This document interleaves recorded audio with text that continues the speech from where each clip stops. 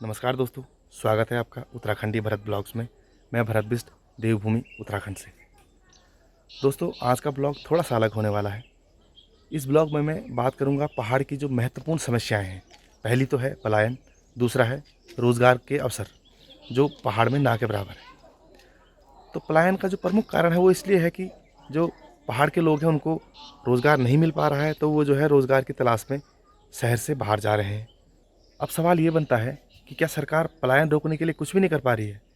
तो जैसे आपने सुना होगा कि गाँव में जो सरकार द्वारा एक योजना चलाई जाती है मनरेगा, जिसमें ग्रामवासियों को जिनके पास जॉब कार्ड है उनको 100 दिन का गारंटी रोज़गार जो है सरकार द्वारा दिया जाता है। जिसमें जो अगर आप दैनिक मजदूरी की बात करें तो वो 200 रुपये के आसपास है। अब इसी को अगर बढ़ा के 200 से 400 कर दिया जाए और जो 100 दिन का रोज़गार है उसे 200 दिन तक का किया जाए, तो क्या पहाड़ में पलायन रुक सकता है? किसी हद तक इसका जवाब हाँ हो सकता है कि अगर पहाड़ में ही जो है उनको रोज़गार मिल जाए तो कहीं ना कहीं जो है पलायन कुछ हद तक कम हो सकता है। तो अपनी इन्हीं 12 सूत्रीय मांगों को लेकर पिछले 10 दिनों से जो पंचायत प्रधान संगठन है वो तहसील मुख्यालय पे अपना जोरदार प्रदर्शन कर रही है, लेकिन उनको जो है सरकार द्वारा किसी भी प्रकार का पॉजिटिव रिस्पांस नहीं मिल पा रहा है। और सरकार के इसी रवैये से परेशान होकर जितने भी प्रतिनिधि आंदोलन में सम्मिलित थे उन्होंने सरकार की बुद्धि शुद्धि के लिए जो है हवन किया।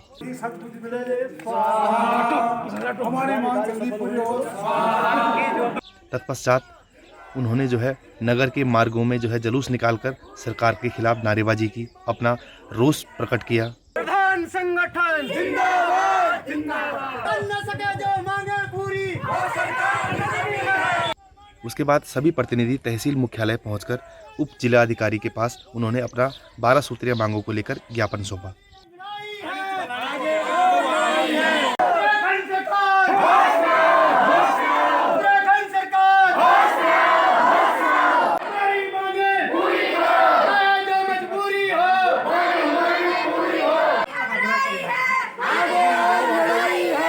तो आइए दोस्तों, प्रधान संगठन के जो प्रतिनिधि हैं उन्हीं से जानने की कोशिश करते हैं कि आखिर उनकी ये 12 सूत्रीय मांगे क्या क्या हैं और सरकार का इन मांगों को लेकर रवैया क्या है।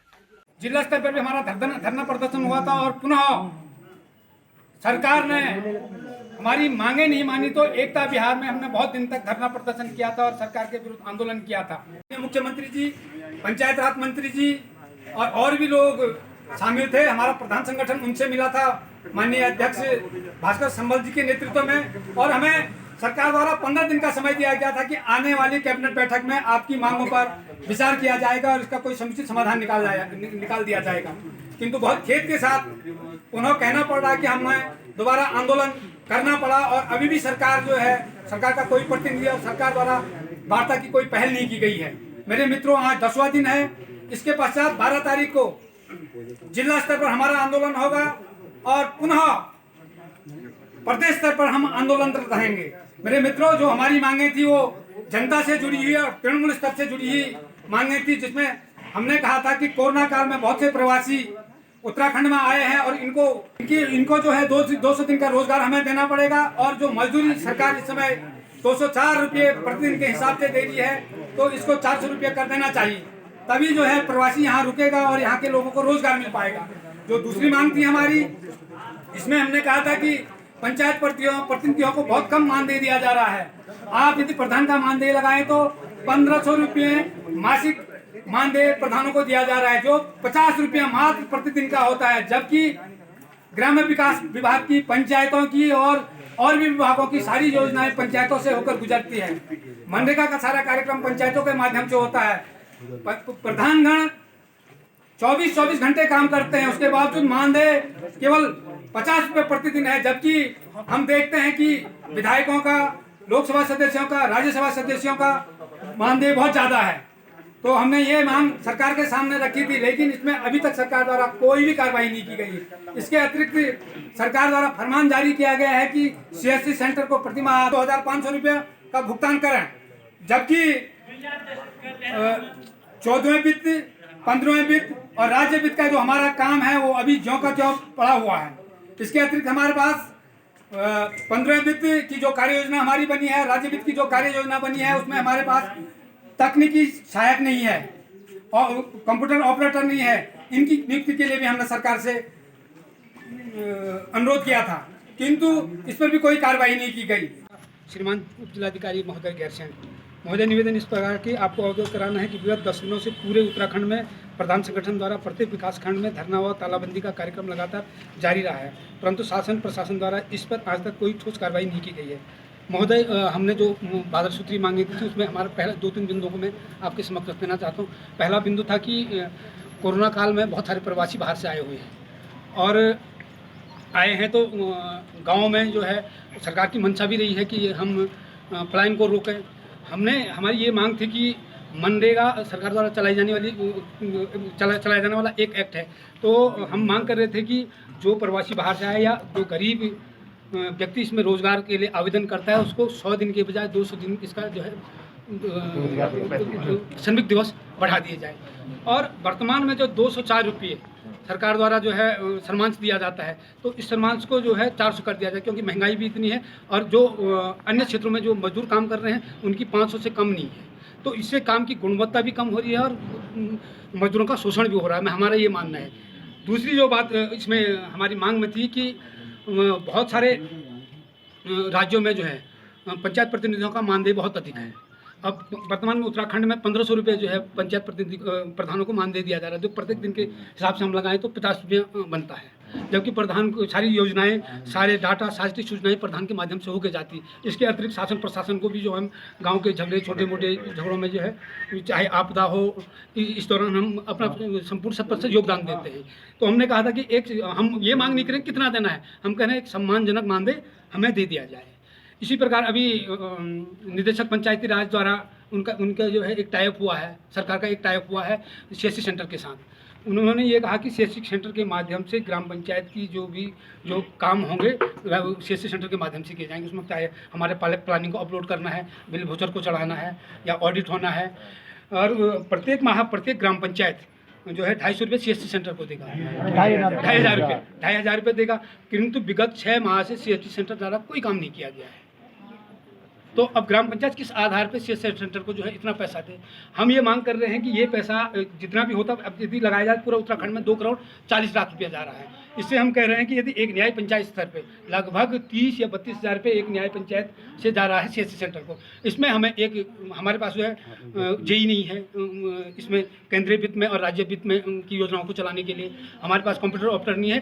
30,000 में हम 2 आदमी रख सकते हैं, तो हम अपने संसाधनों से देना भी 15 वित्त से, हम अपने संसाधनों से अपनी व्यवस्था स्वयं कर लेंगे, तो हम हमेशा अपडेट रहेंगे। ये चीज़ें हमने कही थी। अगला जो मांग थी हमारी कि 14वें वित्त की अनुशंसा के आधार पर ये कहा गया था कि केंद्रीय वित्त से जो हमें धनराशि अनुदान जो मिलता था वो 100% ग्राम पंचायत को मिलता था। अब 15वें वित्त में सरकार ने ये कर दिया है कि इसका 20% जिला पंचायत को दे दिया और 15% क्षेत्र पंचायत को दे दिया। हमारा अंश जो है घट करके 65% हो गया। हम ये चाह रहे हैं 14वें वित्त की जो अनुशंसा थी कि 100% ग्राम पंचायत को दिया जाए, ये ग्राम पंचायत को दे दिया जाए। एक ही बात है द्वारा अभी भी हमारी मांगों को, आज हमारा 10वां दिन चल रहा है, अभी भी हमारी मांगों को नज़रअंदाज किया जा रहा है। कहीं न कहीं ये छोटी सरकार के साथ धोखा और नज़रअंदाज करने का जो ये सरकार ने अपनी मंशा बनाई है, अगर हमारी मांगें अभी भी पूरी नहीं होती हैं तो हम अभी विकास खंड पे कर रहे थे, 12 तारीख को हमारा जिले पे है और उसके बाद हम देहरादून कूच करेंगे। अगर आंदोलन के साथ आमरण अनशन की बात भी होगी तो हम उस पर भी करेंगे और सरकार को हम उनकी नीयत को बदलने के लिए अभी भी वो हमारी 12 सूत्री मांगों पर अमल करें, इसके लिए अभी भी उनसे अनुरोध करेंगे। हमारे आंदोलन को 10वां दिन है और सरकार ने आज तक भी हमारी कोई सुध नहीं ली है। हमारे 12 सूत्रीय मांगों को लेकर ये धरना प्रदर्शन अभी तक जारी है और जारी रहेगा। हम बिना अपनी मांगों को मनवाए, बिना सरकार को ऐसे ही खाली नहीं रहने देंगे। पहले तो हम पुष्कर सिंह धामी जी को बधाइयाँ देते हैं कि आप युवा मुख्यमंत्री इस समय बने हो और आपसे उम्मीद है कि आप हमारी मांगों को जल्द से जल्द सुनोगे। उत्तराखंड प्रदेश अध्यक्ष भास्कर समर्थ के नेतृत्व में प्रधान संगठन गैरसैंण ब्लॉक जो है धरना प्रदर्शन कर रहा है। आज 10वें दिन भी प्रदर्शन जारी है। जब तक हमारी मांगें पूरी नहीं होती है तब तक हम लगातार प्रदर्शन करते रहेंगे। और 12 तारीख को हमारा जो है विकास भवन चमोली गोपेश्वर में धरना प्रदर्शन है। उसके बाद हमारी जो कार्यशैली बनेगी, हम तुरंत उत्तराखंड देहरादून राजधानी में प्रवेश करेंगे। उसके बाद हमारा जब तक हमारी मांगें पूरी नहीं होती है तब तक हम धरना प्रदर्शन जारी रखेंगे। विगत वर्ष में हम 12 सूत्रीय मांगों को लेकर आंदोलनरत थे, लेकिन सरकार से वार्ता न होने के कारण या संवादहीनता के कारण वो मांगें ज्यों की त्यों बनी हुई है। और अब पुनः हमने जो है आंदोलन का रुख किया हुआ है। विगत 10 दिनों से हम आंदोलनरत हैं। इसके पश्चात 12 तारीख को हम जिला मुख्यालय में आंदोलन करेंगे। तत्पश्चात यदि सरकार द्वारा हमारी मांगों पर विचार नहीं किया गया तो हम फिर देहरादून जा करके कूच करेंगे और एक उग्र आंदोलन की हमारे मध्य मंत्रणा हुई है।